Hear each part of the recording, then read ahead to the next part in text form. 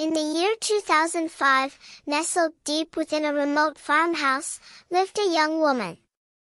Her days were spent in quiet diligence, her nights in watchful care for her elderly grandmother, whose health had begun to falter.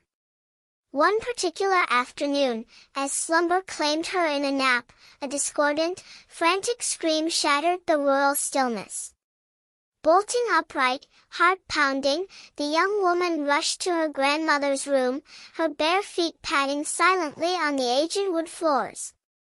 There, beneath the heavy, floral-patterned duvet, cowered the frail figure of her grandmother, trembling like a little girl who'd seen something monstrous in the dark. The young woman, whose name remains lost to the annals of this tale, knelt beside the bed, shaking her grandmother's shoulder gently at first, then more vigorously, demanding her attention. When the grandmother finally stirred, her eyes wide with lingering terror, she spoke in a voice that was thin and reedy, yet filled with an unnerving certainty. "I saw him," she whispered, clutching the sheets. "A red figure, standing by the door. I know what I saw. It was Satan." The young woman stared, her own fear momentarily forgotten. "Grandma, you're having a hallucination. It's not real. You're safe here." The grandmother shook her head vigorously, her frail body emanating a forceful conviction. "Never hallucinated before in my life," she insisted, her voice trembling but resolute. "I know what I saw. It was real." Intrigued and deeply concerned, the family sought medical help.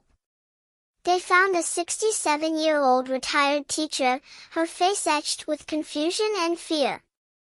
In the sterile quiet of the hospital room, she recounted her own harrowing visions. "Faces, odd-looking faces, hovering over me," she stammered. "But I'm not crazy. I know I'm not."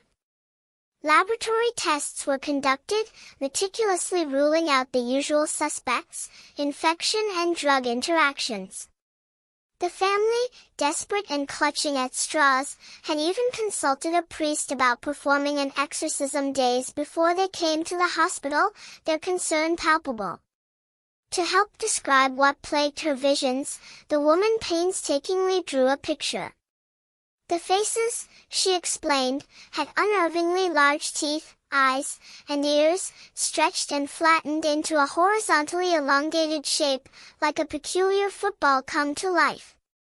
After thorough evaluation, doctors determined the woman had a condition known as Charles Bonnet syndrome.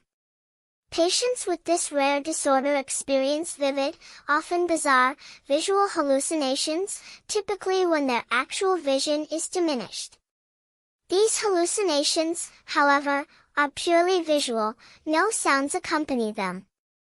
The woman's mind, sharp despite her age, perceived these disturbing images, utterly convinced of their reality. Music fades slightly, then begins again, this time with a melancholic edge. In 1995, a young man named Toma Kata navigated the crushing weight of grief. His beloved mother had recently succumbed to cancer, and the void left in his life was immense. Consumed by sorrow, he retreated to the sanctuary of his bedroom, locking the door behind him. For days, he remained locked within, a prisoner to his despair. One fateful night, as a fitful sleep struggled to claim him, a sound jolted him awake. It was the distinct, ominous crackling of the wooden floorboards above him, as if an immense weight pressed down upon them.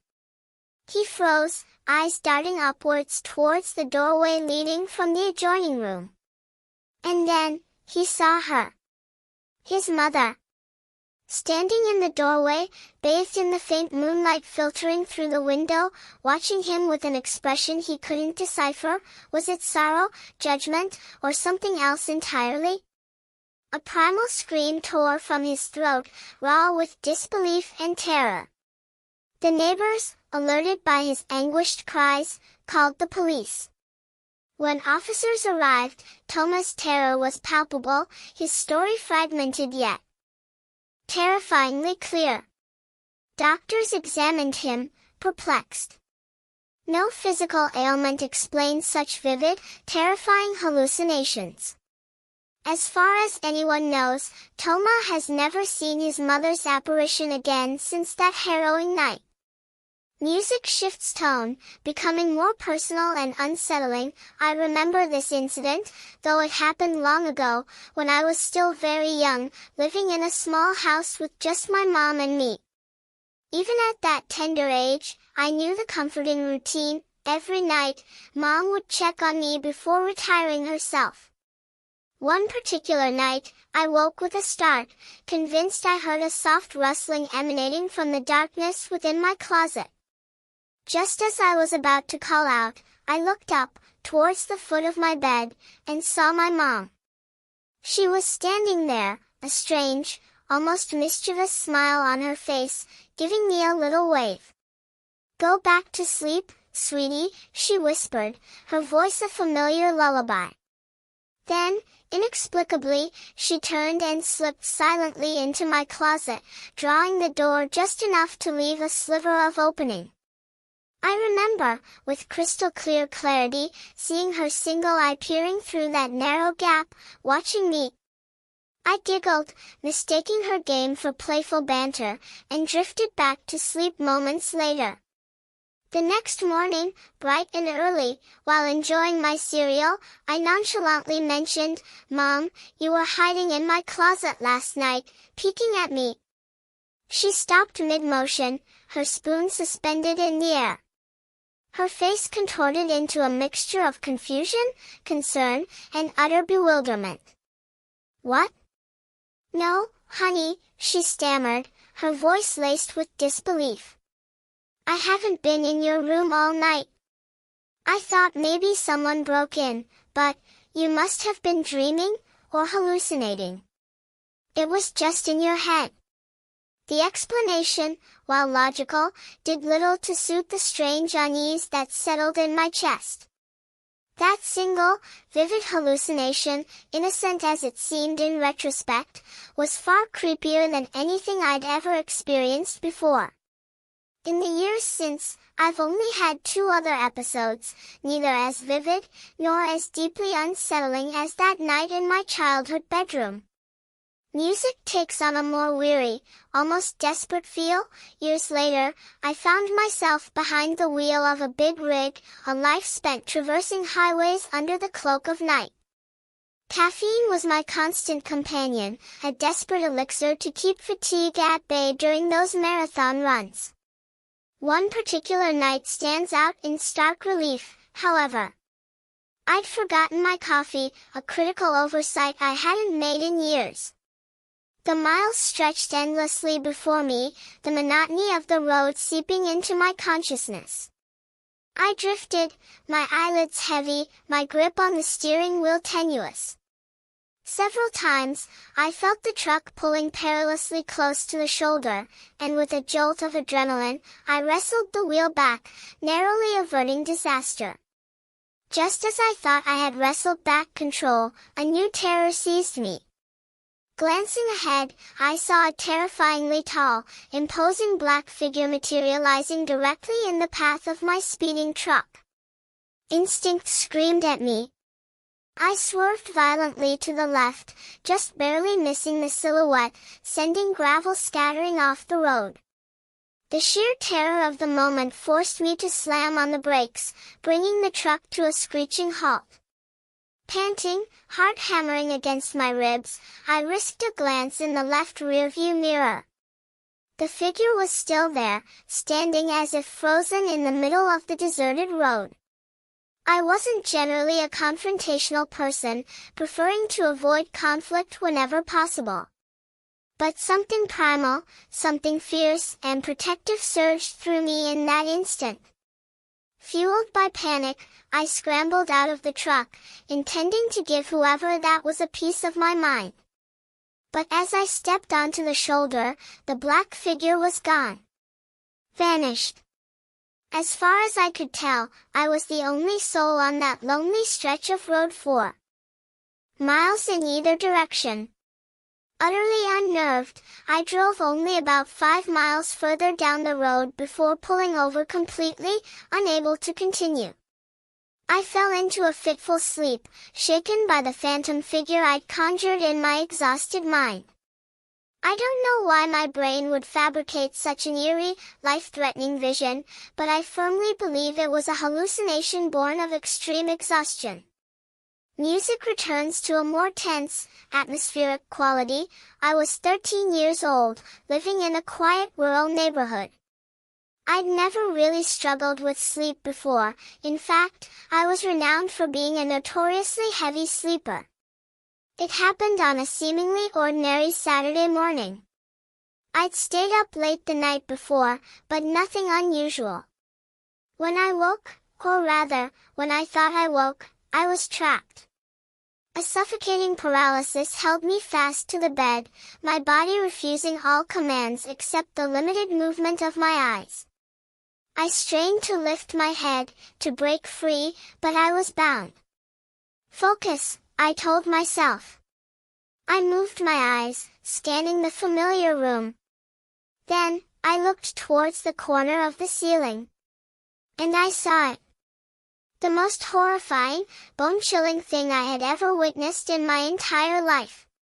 Standing there, impossibly tall, perhaps 8 feet in height, was a figure. Its mouth was split open in a grotesque, permanent grin. Droplets of something dark and viscous, resembling blood, dripped from its lips down to its waist.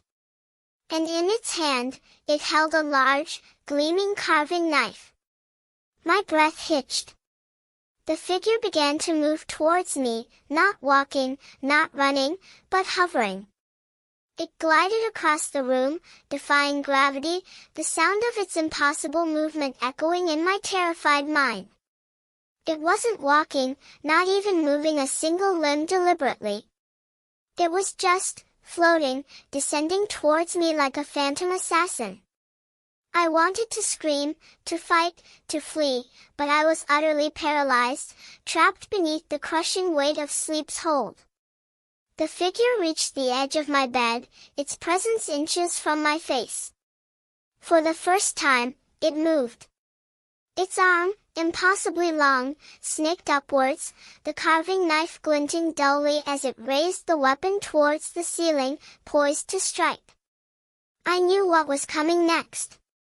Certain death at the hands of this monstrous apparition. With the last vestiges of my control, I squeezed my eyes shut, bracing for the impact, the pain. Waiting for the inevitable end to happen, but it didn't. Seconds turned into an eternity. No blow fell. I cautiously, tremblingly, opened my eyes. The figure was gone. Instantly, without a sound, just vanished. And with its disappearance, the paralysis broke. I shot up out of bed, gasping for air, my heart pounding a frantic rhythm against my ribs. I ran to find my parents, desperate to explain the terrifying ordeal, the phantom murderer that had haunted my paralyzed dream. They listened patiently, their faces etched with concern. Then, my father, a man who rarely showed fear, simply said, "You experienced sleep paralysis, son." The name itself offered little comfort. Sleep paralysis. A state where the mind is awake, but the body remains locked in the transition between sleep and consciousness, often accompanied by vivid hallucinations. I don't know why my mind conjured such a horrific, specific image, but the fear was real, visceral. To this day, I can still recall the chilling, distorted face of that phantom man. Music shifts again, becoming more eerie, perhaps with a hint of childishness. Life as a single mother is exhausting, juggling work and childcare. Often, I have to rely on a trusted sitter to watch my 3-year-old son, Mark, while I work my second job. The drive home, late at night, is usually quiet. But on one particular night, exhaustion began to cloud my senses. I felt myself starting to drift, that familiar lulling sensation creeping over me. I fought it, pinching my arm, shaking my head. Anything to stay awake. The highway was dark, the only lights coming from my dashboard and the occasional passing vehicle. Then, I heard it. A soft, insidious giggling sound, coming from behind me. I risked a glance in the rearview mirror. My son, Mark, was sitting there, looking back at me. My heart skipped a beat. I slammed on the brakes, the car skidding to a halt. I spun around, expecting to see him in the back seat. But the seats were empty. The car was empty. The giggling had stopped. 10 seconds later, my phone buzzed. It was the sitter. Her voice was tight with panic. "You need to come home." Mark fell down the stairs. He broke his ankle. I was wide awake then, the adrenaline jolt clearing every last trace of drowsiness. I sped home, my mind racing. How could I have heard him in the car? Was it a premonition? A maternal sixth sense? The sitter's frantic call confirmed the danger he'd been in, but the sound of his giggling from the empty back seat of a dark highway remains one of the most inexplicable, terrifying moments of my life. To this day, I firmly believe that mothers possess some kind of innate, sixth sense when it comes to their children, a thread of connection that transcends the physical world. Music becomes more mysterious, slightly unnerving. I live out in the country, not quite desolate, but surrounded by woods and fields. My neighbors are close enough in proximity that we keep an eye on each other's properties, but far enough apart that late-night disturbances are rare. I was home alone one particularly late night, the house silent except for the hum of the refrigerator. Then, I heard it. A raw, guttural scream echoing from the darkness of the backyard, seemingly coming from the dense woods that bordered our property. My blood ran cold.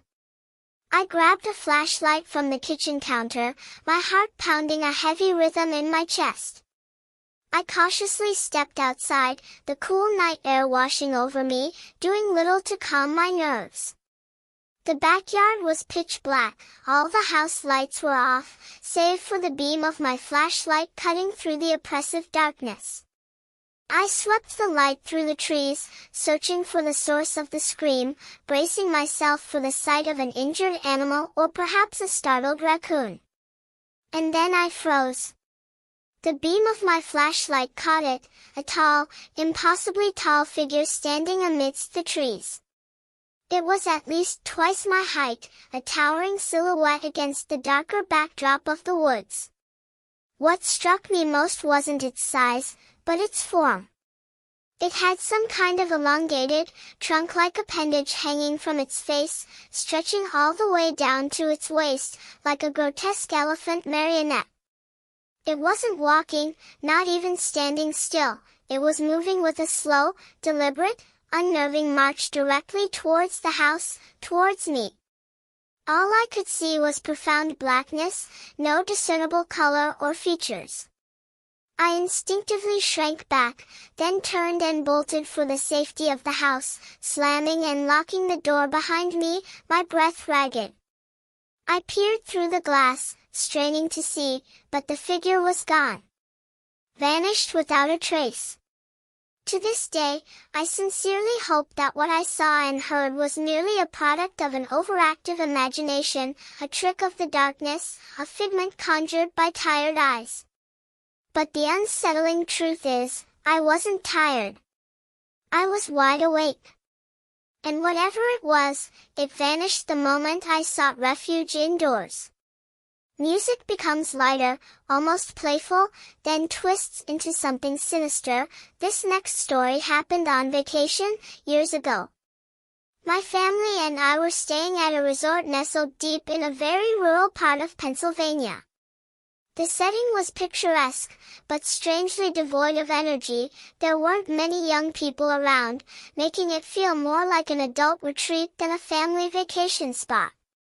One afternoon, bored and wandering outside the main lodge, I looked up. To my surprise, I saw a teenage girl looking out from a second-floor window. From that distance, she seemed vaguely cute. On impulse, I waved. She didn't react. No wave, no smile, no acknowledgement. Simply, nothing. I shrugged it off, figuring she was lost in her own thoughts or perhaps didn't see me. Later that same day, desperately bored again, I found myself sitting on the swing set at the small, deserted playground near the resort. And that's when I saw her again. Not waving from an upper window this time, but standing a short distance away, down past the playground, near the edge of the trees. She was just standing there, staring directly at me. A strange, unsettling feeling prickled my skin. Being a teenage boy, hormones often clouded judgment, so I pushed the unease aside. Driven by a mix of curiosity and adolescent bravado, I got up and started walking towards her, intending to at least say hello. As I drew closer, however, the initial impression of cute evaporated. Her face, the closer I got, seemed wrong. There was something unsettling about her features, though I couldn't quite pinpoint what. Maybe it was her eyes, they seemed too large, too vacant. Or perhaps her mouth, which held a faint, permanent smirk that didn't quite reach her vacant stare. About halfway there, she turned, and without a moment's hesitation, ran, full speed into the woods, disappearing into the dense undergrowth as if swallowed whole. I stopped dead in my tracks. The girl's sudden, desperate flight felt less like shyness and more like the actions of a freaky stalker. Confused and slightly unnerved, I left it at that. I didn't see her again the rest of the day we were at the resort. During the long car ride home, miles away from Pennsylvania, my thoughts wandered back to her. I wondered what might have happened if I had followed her into the woods. Maybe I could have gotten to know her, or perhaps, something else entirely. But then, something else entirely happened. Glancing ahead on the highway, amidst the passing taillights and the blur of motion, I saw her. Standing by the tree line on the side of the road. And as our car sped past her, I saw her head turn, impossibly fast, to follow us. She was standing there, alone in the dark beside the highway, and her head was twisted around, always looking right at me. Through the tinted windows of the minivan, her gaze felt unnerving, direct. I instinctively grabbed my mother's arm. Mom! Dad! Did you see that girl by the side of the road? Her head was turned all the way around. They both looked at me, then out the window where I pointed. See who? My father asked, glancing back. He looked again, frowning slightly. No, son. I don't see anyone. My mother nodded in agreement, looking concerned. Maybe you were imagining things after that girl ran off earlier? The confirmation that only I had seen her was strangely comforting, yet deeply unsettling.